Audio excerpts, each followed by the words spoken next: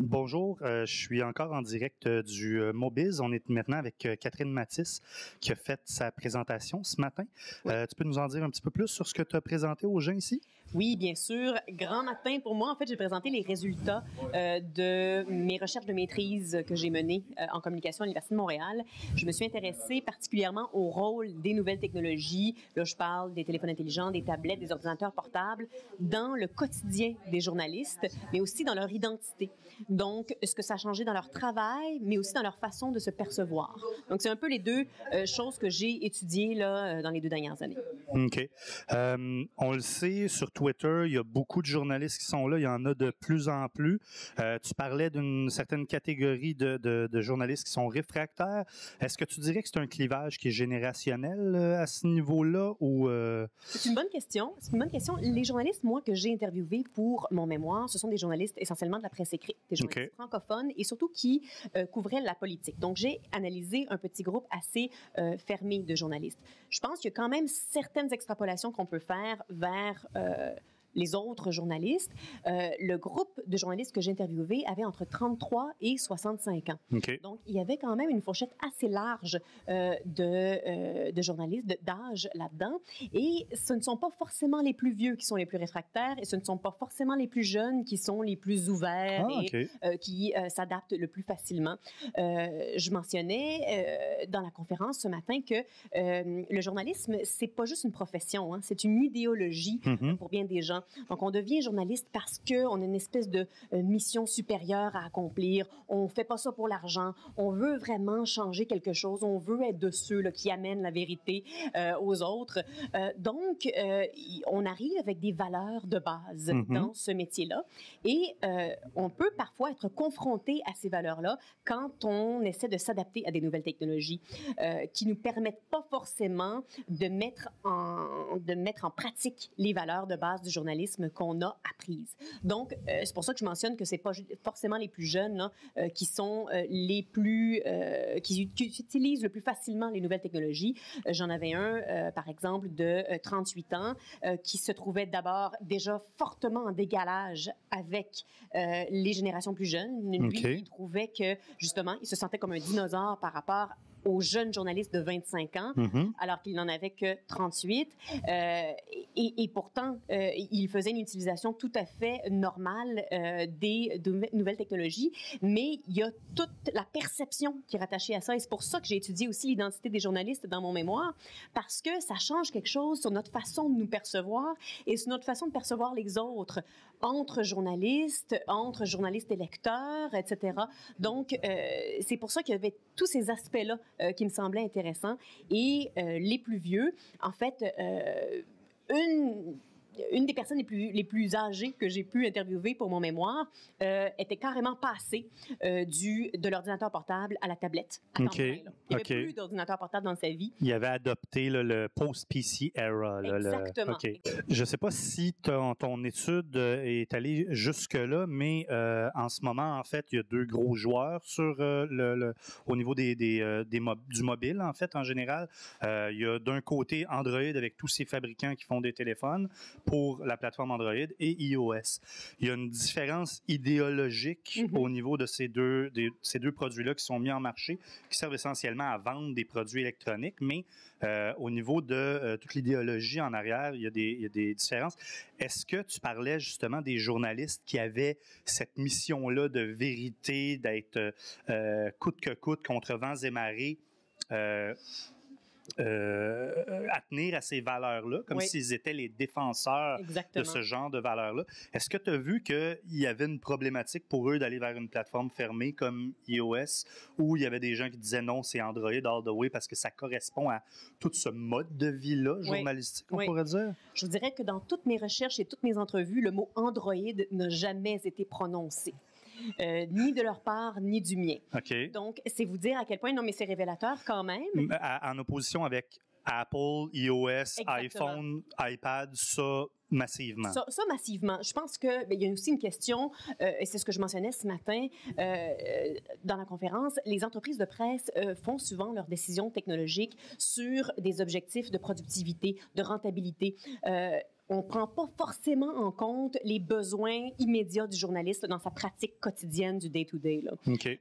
Et donc, par exemple, à la presse, on est passé d'un parc informatique entièrement PC à un parc informatique entièrement Mac. On est content d'entendre ça. En fournissant des iPads, en fournissant des iPhones, c'est bien.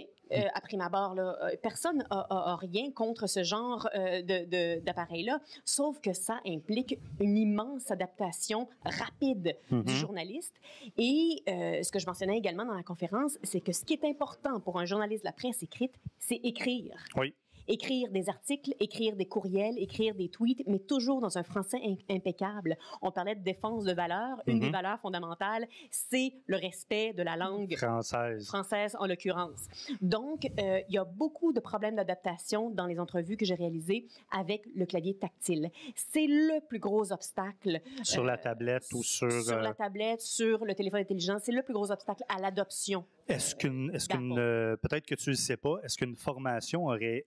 Tu sais, je veux dire, fournir des outils, c'est une chose. Oui. On leur fournit des outils, puis on dit, débrouille-toi avec tes troubles. Il n'y a comme pas de formation qui est donnée. Il n'y a pas de, hey, sais-tu que tu peux parler à ton téléphone, puis qu'il va écrire ce que tu vas lui dire si tu as de la misère à taper. Tout ce que tu as besoin de faire après, c'est d'aller corriger les 2-3 petites fautes que le téléphone aurait pu faire. Puis tu peux écrire ton article comme ça. Je ne sais pas si ce genre de choses-là est fait. Je ne sais pas non plus si elle est faite, mais en tout cas, si elle est faite, elle n'est pas adéquate. OK. Parce que j'ai constaté effectivement que les journalistes ne connaissaient pas l'entièreté des fonctionnalités des appareils qu'ils avaient entre les mains. Ça, c'est une chose. C'est pas quelque chose de nouveau. Justement, dans le souci des entreprises de presse de toujours fournir du matériel dans un but de rentabilité, il y a pas forcément, on ne pense pas forcément directement jusqu'aux journalistes. Je donnais l'exemple ce matin de la presse qui a remplacé les machines à écrire par des ordinateurs sans même en parler aux journalistes, qui ont dû faire des adaptations rapides avec seulement 3 heures de formation pour des gens qui n'avaient jamais utilisé d'ordinateur de leur vie. On s'entend qu'au début des années 80, il n'y avait pas d'ordinateur personnel à la maison. Donc, c'était un changement extrêmement radical et une formation très, très minimale pour le changement que ça représentait. Donc, je dis ça parce que c'est un exemple, mais c'est un exemple de culture aussi des entreprises de presse. Donc, c'est important de tenir ça en compte. J'ai pas l'impression que les journalistes, effectivement, ont des formations très poussées sur l'utilisation des nouveaux appareils qu'ils ont à leur disposition. Parce que moi, ma vision de tout ça, puis j'essaie d'être parmi beaucoup d'autres, des gens qui le font mieux que moi, un vulgarisateur de ces technologies-là. C'est ce que je fais dans la vie. Je vais chez les gens leur expliquer comment fonctionnent leurs appareils. Il y a généralement, en fait, dans le monde, 20% de geeks pour 80% de gens qui ne seraient pas techno-centrés ou techno-adeptes, si on veut. Pardon. Ils vont rappeler. Vraiment à vous. Voilà. Et j'ai l'impression qu'il y a un certain pourcentage de ce 20%-là qui se vautre dans le fait d'être connaissant, puis de dire « Ah, vous êtes tellement noob, vous êtes tellement en arrière, tout ça. » Mais moi, je pense qu'il faut aller chercher ces gens-là et les ramener. Puis, dans ma tête, j'ai comme l'impression qu'il faudrait à chaque organisation un geek. Il faudrait qu'il y ait quelqu'un qui soit là, qui regarde comment ils font. OK, toi, tu tapes comme ça, c'est ça que tu fais pour travailler. OK, comment on pourrait améliorer ton processus, puis essayer, c'est quelque chose qui se ferait individuellement, mais essayer d'améliorer. C'est sûr que c'est des dépenses d'argent importantes. D'accord, faut-il qu'il y ait une ouverture aussi. Oui, aussi. C'est de ça que tu parlais ce matin aussi. Oui, exactement. J'ai constaté que les journalistes, et ça encore là, c'est relatif à la culture journalistique. C'est pas quelque chose qui est apparu avec les nouvelles technologies. Non.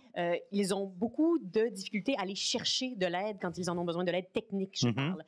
On l'a vu dans un mémoire de maîtrise qui a été écrit au début des années 80 sur l'implantation de l'informatique à la presse, que quand il y a une personne qui allait chercher de l'aide auprès d'un technicien, tout le monde allait voir la personne qui avait reçu la bonne nouvelle pour essayer de l'appliquer à son cas. Comme si lui avait compris ce que le technicien lui avait dit, parce qu'eux ont eu des échecs en allant le voir. Ils ont fait OK, je comprends pas ce que tu m'as dit, je vais laisser faire. Ils ont abandonné. OK, ils n'ont même pas été le voir. Non, c'est ça. Est-ce que c'est de se dire à ce moment-là, il y a juste un journaliste qui peut expliquer à un journaliste comment ça marche? Peut-être. Il y a évidemment c'est complexe parce que les journalistes ont déjà l'impression d'être débordés. Ils vont voir ça comme une tâche supplémentaire. Okay. C'est un peu comme la bonne vieille liste d'épicerie, par exemple. Oui. C'est une chose de vouloir aller faire son épicerie et de devoir acheter les bons aliments. Mm-hmm. C'est une autre chose de faire une liste. Encore faut-il se souvenir qu'on ait fait une liste et encore faut-il que la liste soit bien faite. Mm-hmm. C'est un peu la même chose avec les nouvelles technologies, c'est que, un peu comme vous avez dit, ces outils-là sont très performants, mais encore faut-il savoir bien s'en servir et encore faut-il se rappeler des manœuvres qu'on doit faire pour bien s'en servir et qu'elles soient à leur plein potentiel dans notre pratique quotidienne. Donc, c'est un peu là que le bas blesse, c'est que dans ce que j'ai pu apercevoir à travers les différents journalistes que j'ai consultés, c'est que c'est ce fameux checklist là, qui n'est pas encore tout à fait... C'est qu'on demande une transformation de leurs habitudes. On demande un peu d'autres méthodes, d'autres habitudes qu'ils n'ont jamais appliquées auparavant.